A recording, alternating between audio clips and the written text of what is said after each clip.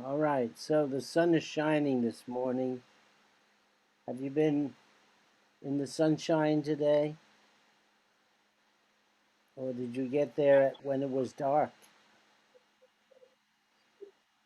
Um, I stepped out onto my porch this morning and there was a beautiful blue sky with a little wisp of clouds. And I thought, oh, how wonderful is that?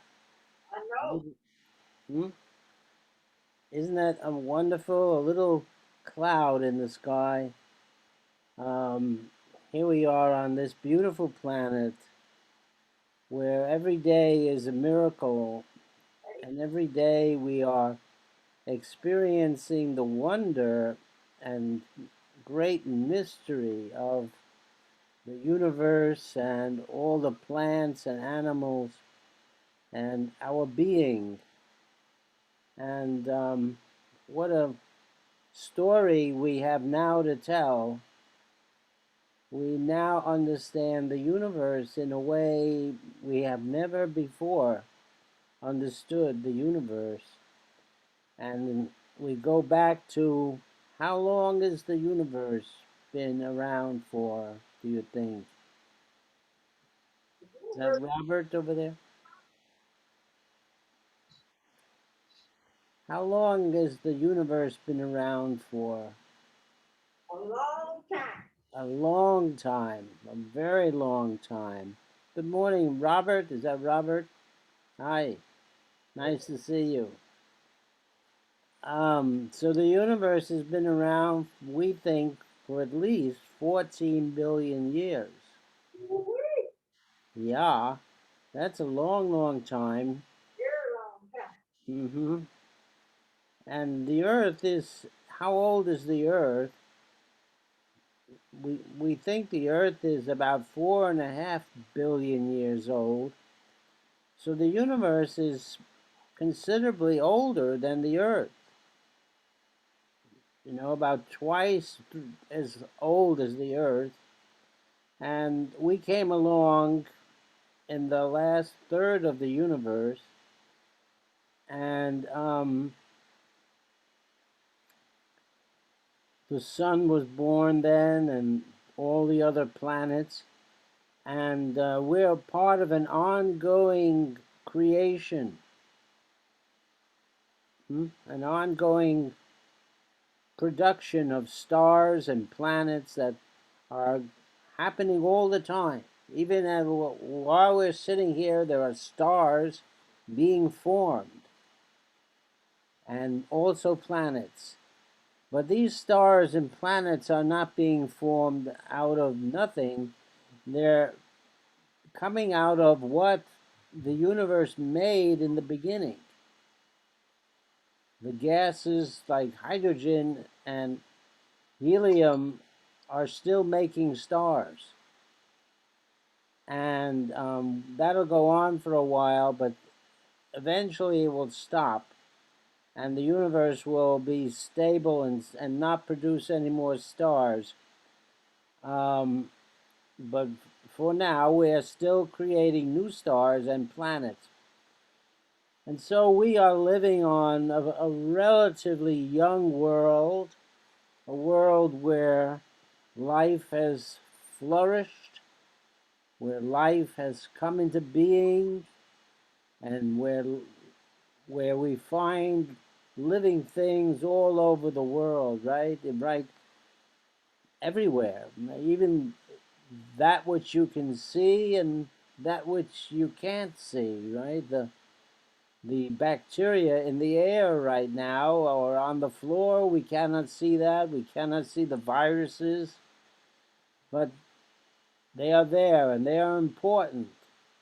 Um, Without the bacteria and even the viruses, we probably wouldn't be able to survive. Now, that's a strange statement, isn't it? Because we normally think viruses are very bad. And they are. I mean, we're seeing the effects of a terrible virus in the world right now. Um, and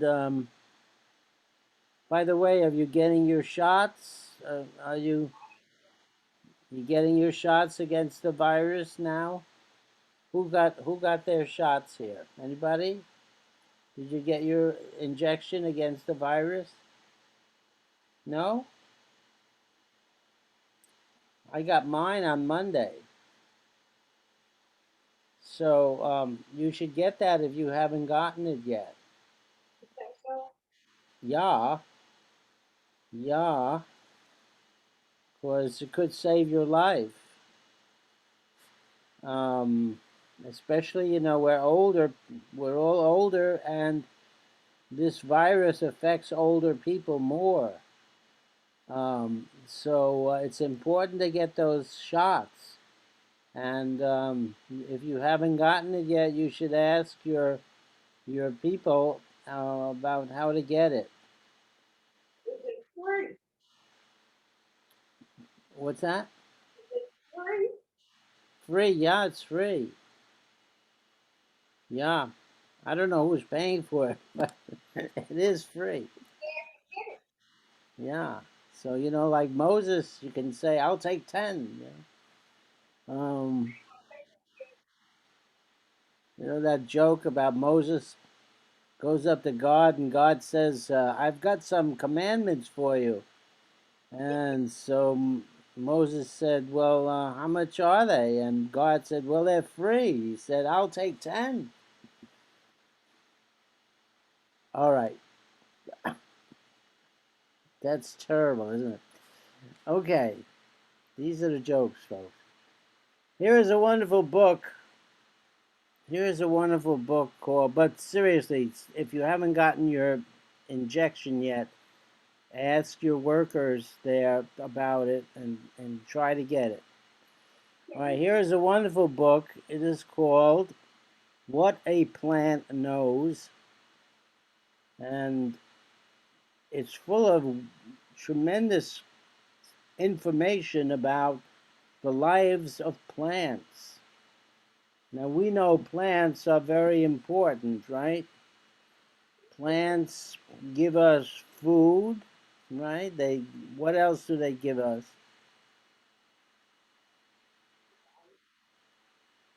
What do you think? Right? Rice, did you say? Right. Oh, Right. yes. Um, Plants give us all sorts of things, um, from food to the the lumber that we build our buildings with, furniture we make out of trees. We make clothing from things like cotton and linen um, and so what else do plants give us that's very important? This is kind of hard to because it's not obvious. But the air we breathe has oxygen in it, and this oxygen is essential for our lives. And where do we get that oxygen from? It came from plants. It came from trees and all sorts of plants that make the oxygen for us as a product of their making of their own food, right? Plants make their own food. We cannot make our food, but a plant can, and that's a kind of a miracle, isn't it? I mean, it's a plant can make sugars, for example, out of sunlight, or using the energy of sunlight and taking water and this little atom called carbon that's floating around in the air, and plants pull that in and they combine that with water and they make sugar out of that. And it's a very complex process. We don't understand everything about it yet. but we have a good idea of how it works, and it is pretty amazing that a plant can rearrange carbon and water and make a sugar out of that. And that's what runs the world. That the world runs on this sugar, glucose, which the plants make, and they also combine that glucose into bigger structures and make wood out of that and all sorts of things, roots and everything, and leaves. And so the plants use these basic sugars to make a lot of their what they need. And the plants are we're learning that the plants are very intelligent, that they're more intelligent than we ever thought. And in this book, What a Plant Knows, this is written by Daniel Chemowitz, who has a laboratory in Israel, and there he works on how on plants. And so, what did he find out? He talks in this book about how a plant sees the world, or how a plant hears the world, or a plant smells the world. And you would say, "What? That's news to me." Certainly was to me. Here's a chapter of how a plant hears, right? How a plant knows where it is, and what a plant remembers. So, I'm not going to go into great detail, but a plant knows where it is in space just the way we know. We have certain receptors in our bodies that tell us how we're moving in space. And a plant also has receptors that tell it where it is in space, how to bend its leaves towards the sun, for example, how to send its roots down into the earth. Why? How does a plant know which direction to send its roots down, or how to grow up from a seed? If you plant a seed in the earth, it's in the dark. How does it know which way to grow? We're just beginning to find out. We're just beginning to really understand how that plant tells light from dark and up from down, and can even smell if there is something attacking other plants in the neighborhood. If you have some kind of insect come in the neighborhood and that insect is eating the leaves of the plant will put out certain chemicals that tell the similar plants around it that something is going on. Something is happening, and they should change their chemistry to ward off the invader, in this case being some sort of insect. Sometimes it works, sometimes it doesn't. Any questions?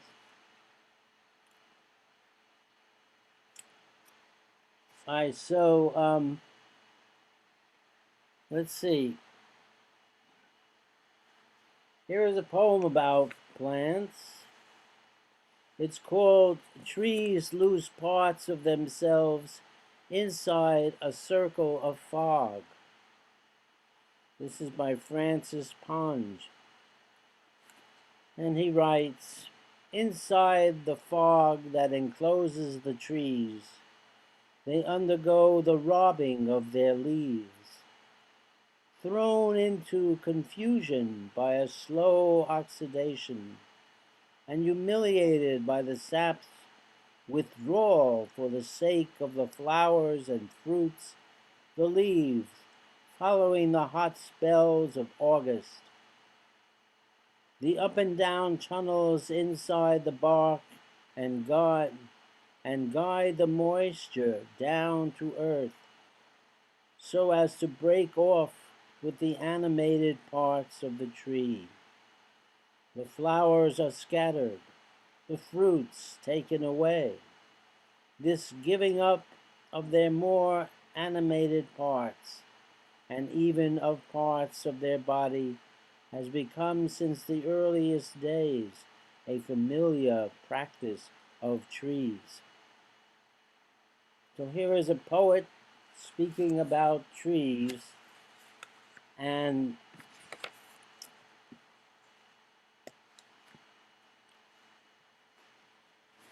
contemplating the ways of trees.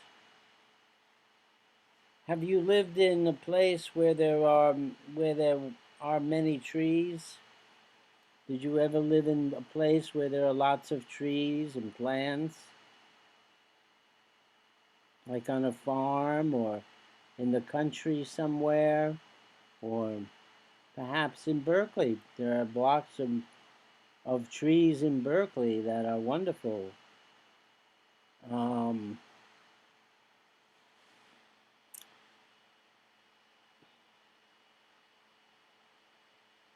so the plants of the world give us so much. The food on our table, right? All sorts of food, from the grains that we make our bread out of, to the potatoes, to the corn on the cob we have on the 4th of July or in the summertime, to the wonderful wheat that we make our pasta out of, our spaghetti, right? You can make, with wheat, you can make all sorts of things. You can make bread, you can make spaghetti, you can make um, um, many, many different things.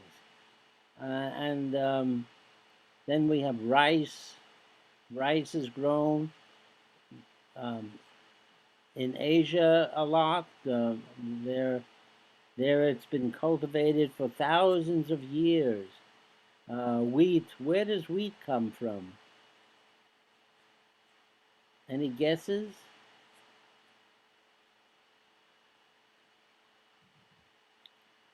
Wheat arose in the Middle East, in places near Iran and Iraq. The first wheat was cultivated by humans in that area, we think. People have been making bread from wheat for thousands of years. You can also make something else from wheat, beer. Beer is one of the oldest beverages, and the Egyptians may have been the first to make beer. We don't know, and that took place probably 3 to 5,000 years ago, and they made it out of wheat. Um, so wheat can be used for many, many different things. Let's see. Have you made bread? Anybody out there ever make bread? Yeah, yeah. So did you make it out of wheat flour? Oh, yeah. Mm-hmm. You can also make bread out of what? Rye? You can make bread. Can you make bread out of oats? Oat bread? I don't know. I don't know about that either. What about corn? Can you make bread out of corn?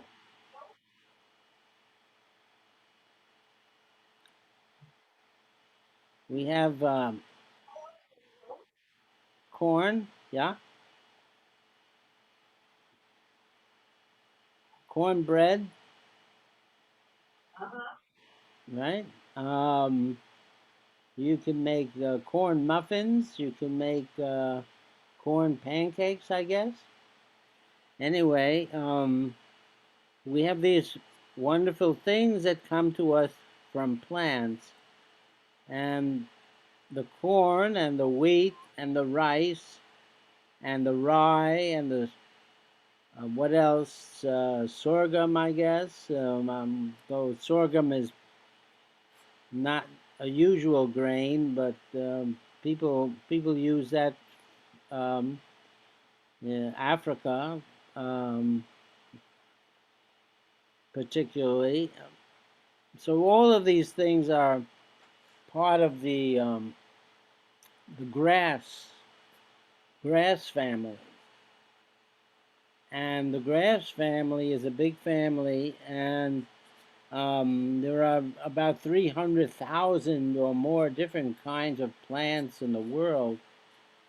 Many of them are flowering plants, which developed about 140 million years ago.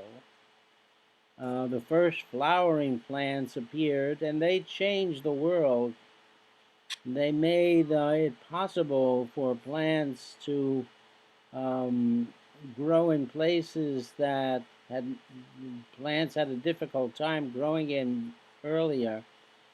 Um, Things like palms and cactuses could grow in difficult places, and those are all flowering plants. Um, so the flowering plants were a big revolution, and most of the things we eat come from flowering plants, whether it's lettuce or tomatoes, whether it's the bread on our table or potatoes. Um,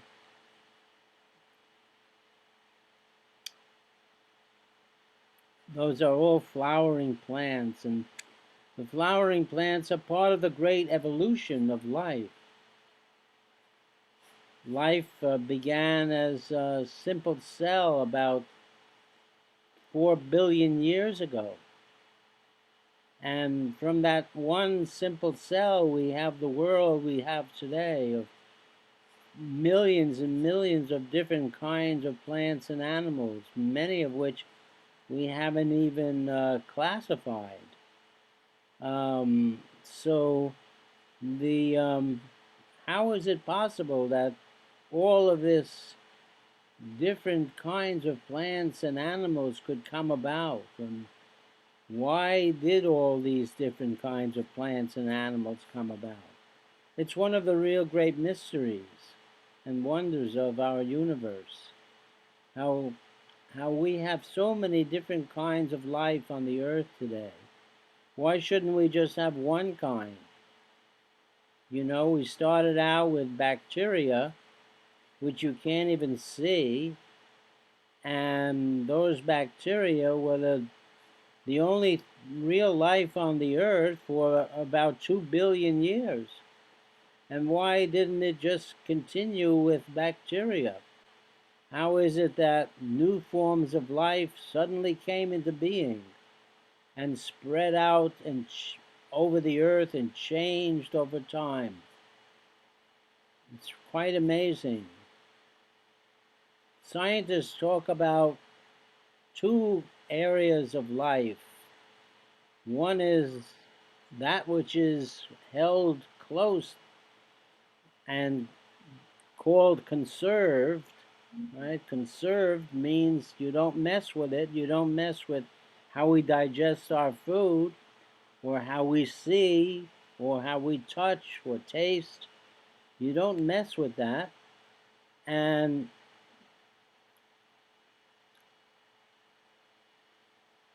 on the other hand, we have flexibility built into life.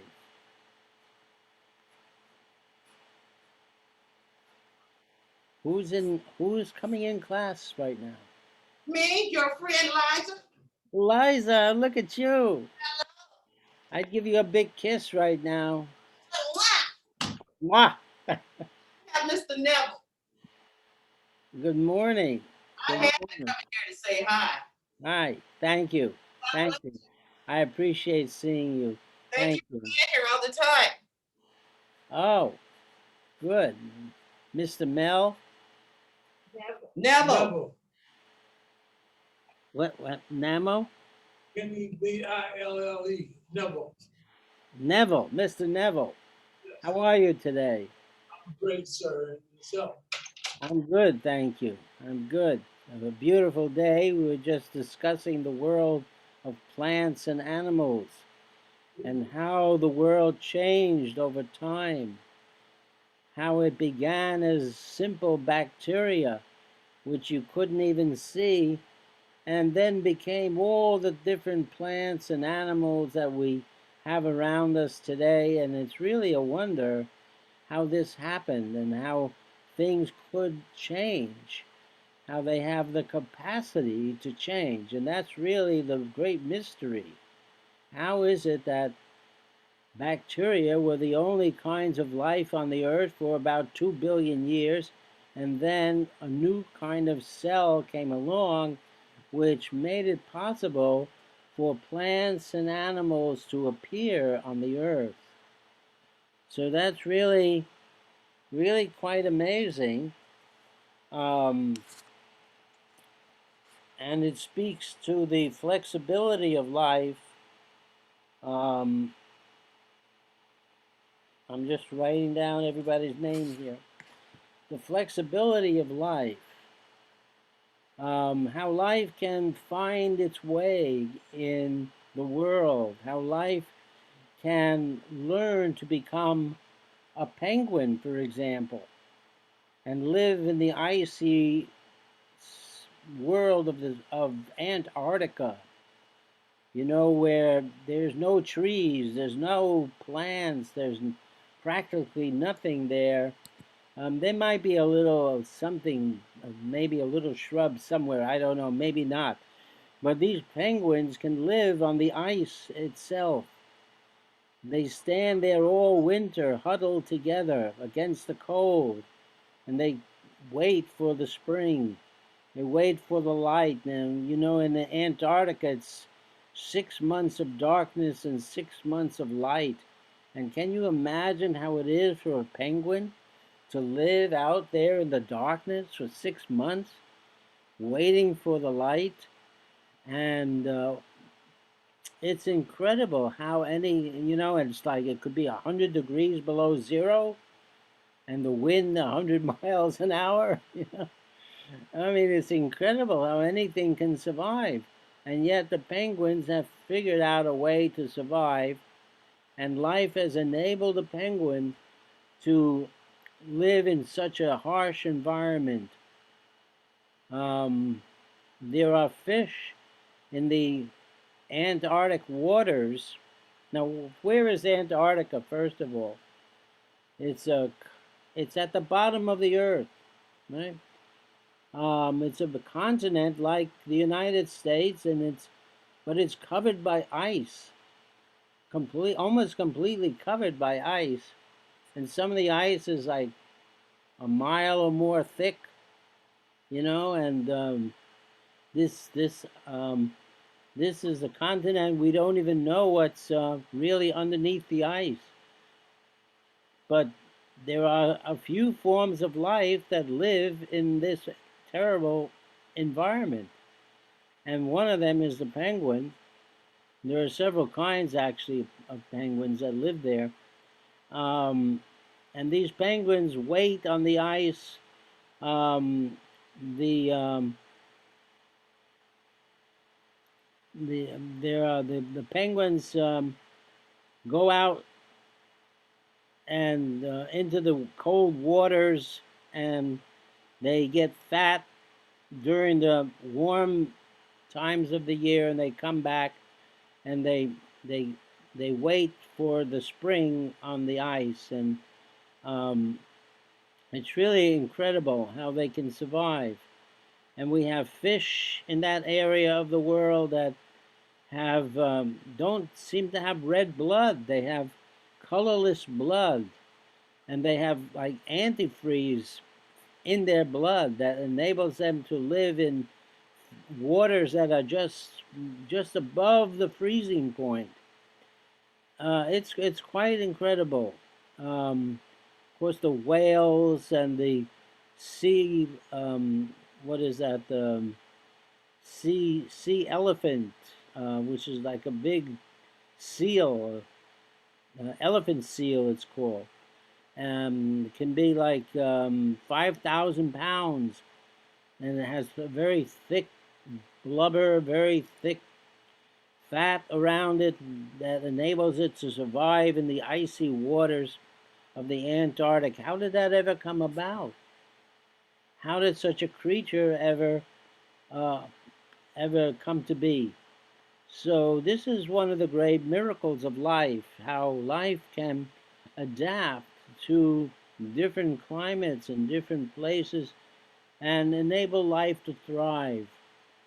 Sometimes we look at the form of life and we say, oh, that's a penguin, or oh, that's a fish, or that's a tree, or that's a bird.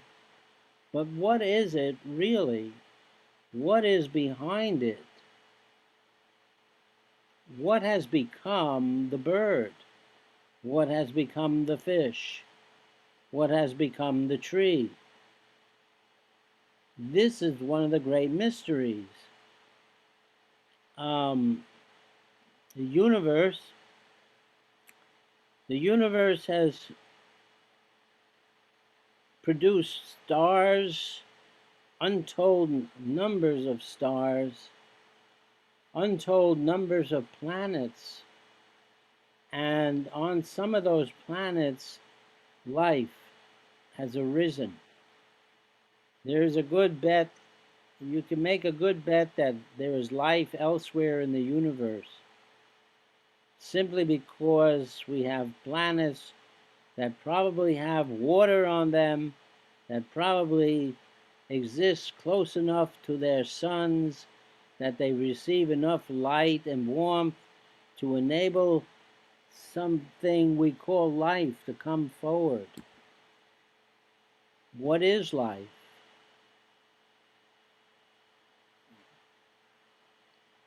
This is a question that has not yet been answered by scientists. When we say, what is life?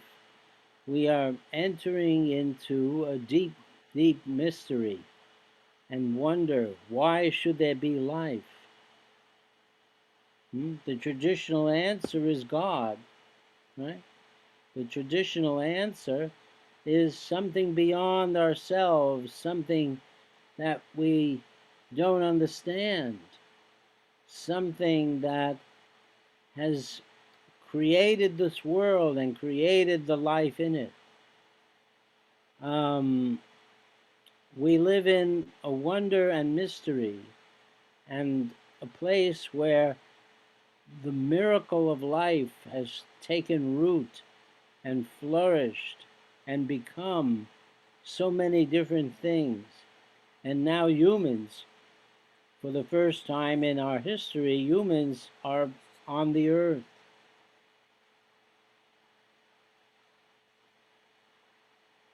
Science says that humans are only about 300,000 years old, and the earth is 4.5 billion years old. So if science is right, then science is saying that we humans are newcomers to the world, and that we are exploring the universe in a way that life has not explored the universe prior to us. There's a story in the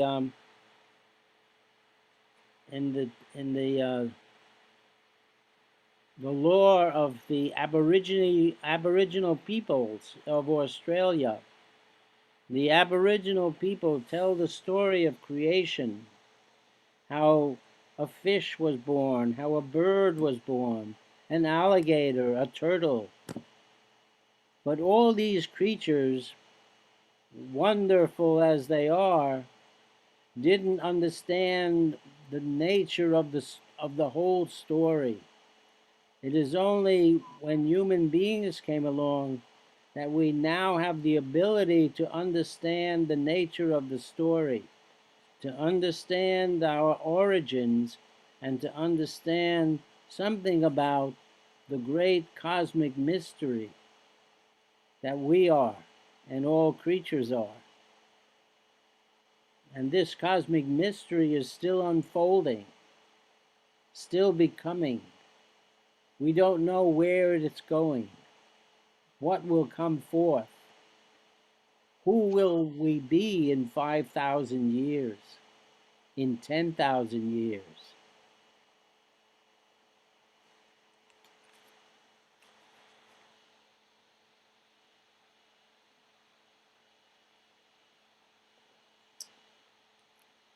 Everywhere there are miracles. Here is a cup of tea. A cup of tea has water in it and the essence of a plant. Both these things are miracles. Why do we have water? Why do we have plants? The plants are essential to our survival. Not only do they give us food, but they give us the very air that we breathe. That's pretty amazing, isn't it? That a plant, we've talked about this before you arrived, Mr. Neville, that a plant gives us so many things. The plant gives us the food on our table and also the very air that we breathe. The oxygen that comes to us came from plants that made it, didn't make the oxygen, but they produced the oxygen over long periods of time, slowly raising the level of oxygen from almost nothing to about 20% now of the whole atmosphere, which is really amazing, right? That 1/5 of the atmosphere is oxygen, and that oxygen comes to us. Why? Because plants make it for us.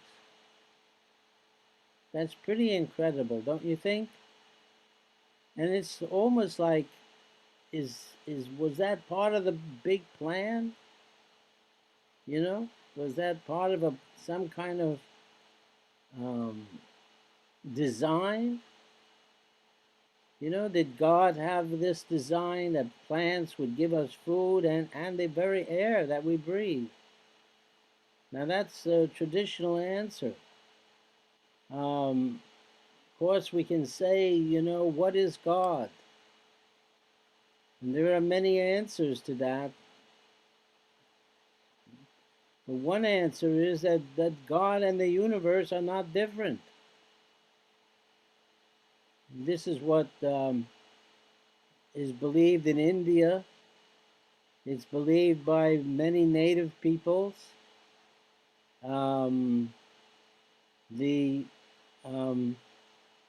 It's found in the Jewish tradition, in the mystical traditions, and it's the idea that God is something that you can't define.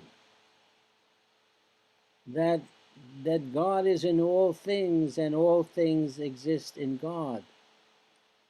And this is a really interesting idea, I think. People write today about God as being itself, that all things are being in God. And when we look at the world today, when we see the structure of the world, we see that there is something beneath everything that's holding everything together, that out of which this mystery, this something, what we call atoms, molecules, out of this mystery of atoms and molecules, the world arises. But what are atoms and molecules? The scientists today tell us that They're not like little balls or sticks or particles. They're more like energy. They're an energy in the universe that is flowing and combining and creating. And this creation is going on right now as we speak.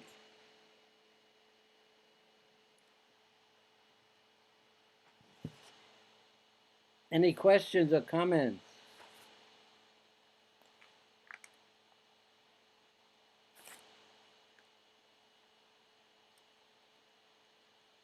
Let me read a poem, because sometimes the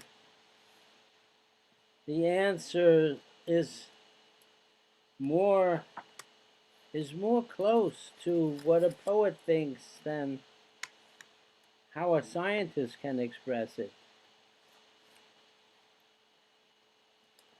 Here is a poem called Poem. It's by Mary Oliver. The spirit likes to dress up like this: 10 fingers, 10 toes, shoulders, and all the rest at night, in the black branches, in the morning, in the blue branches of the world. It could float, of course, but would rather plumb rough matter, airy and shapeless. It needs the metaphor of the body. Lime and appetite, the oceanic fluids. It needs the body's world, instinct, imagination, and the dark hug of time, sweetness, and tangibility. To be understood, to be more than pure light that burns where no one is. So it enters us in the morning, shines from brute comfort like a stitch of lightning, and at night lights up the deep and wondrous drownings of the body like a star. That's a beautiful poem. It's a little difficult in places, but it's a beautiful poem. Let me read that last part. To be understood, to be more than pure light that burns where no one is. So it enters us in the morning, shines from brute comfort like a stitch of lightning, and at night lights up the deep and wondrous drownings of the body like a star.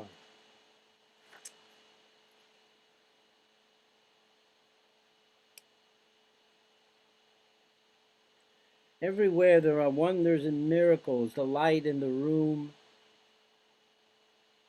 The light in the room was on the sun 8 minutes ago. How amazing is that? 8 minutes it took to travel from the surface of the sun to the room we're sitting in. Incredible, no? Light actually takes time to travel through space. We are so far away from the sun that the light, which is moving at an incredible speed, still it takes 8 minutes to get here. The light from the nearest star takes 4 years to get here. Imagine, we're seeing the star actually as it existed 4 years ago. That's pretty incredible, isn't it? When we look out into space, we're looking at the history of the world, of the universe.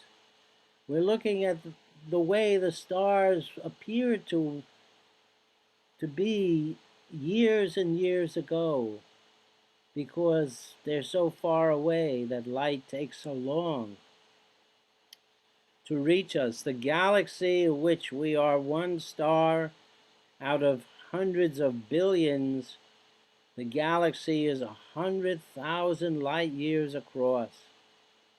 That's pretty amazing.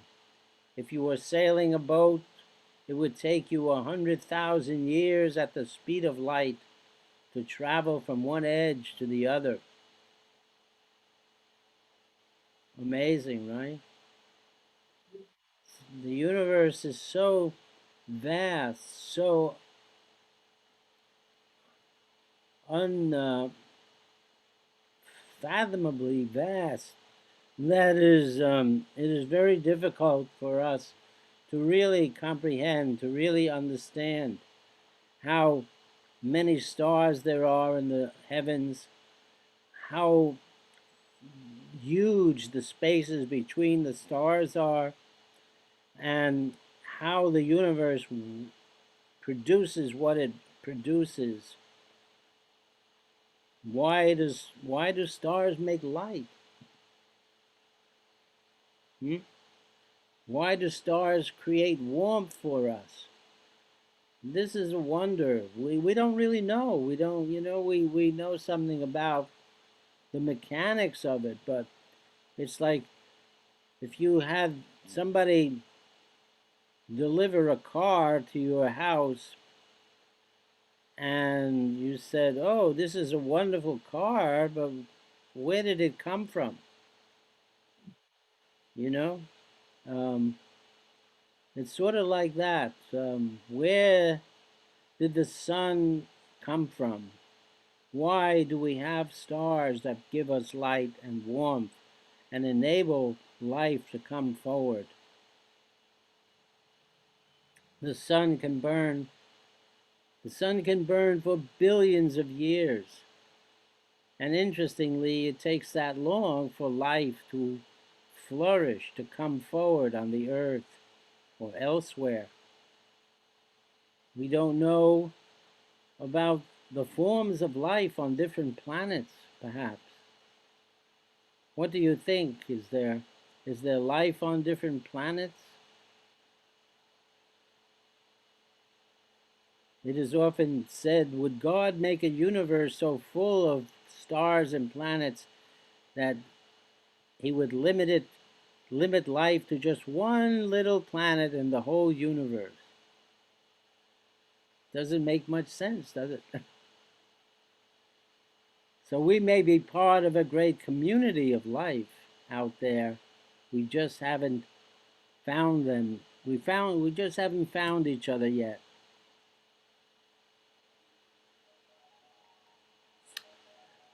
All right, I'm going to stop here. Um,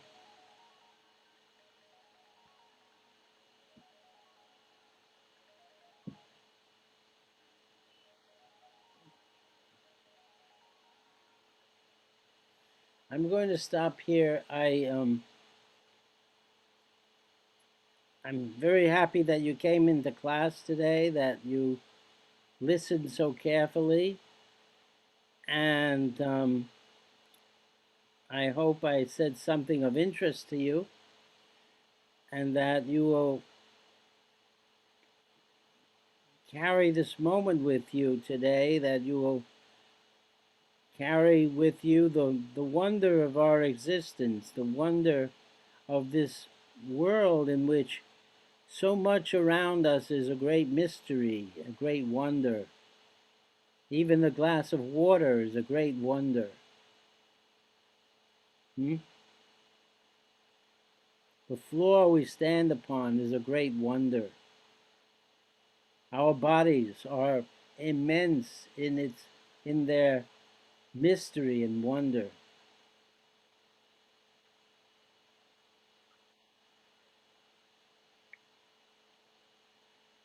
St. Francis praised brother sun and sister moon. He praised the trees and the plants and the flowers and all the animals. And St. Francis knew that everything was in God and everything was of God, and that the world is this wonderful mystery. Thank you very much. Be well. Take care. Thank you. Thank you. Thank you very much. I greatly appreciate that. Um, Hopefully, we'll see each other next week. So stay with the wonder. Take care. Thank you. Thank you. Be well. Be well. Good to see everybody.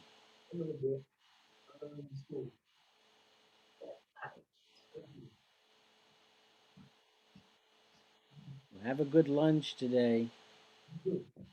Thank you.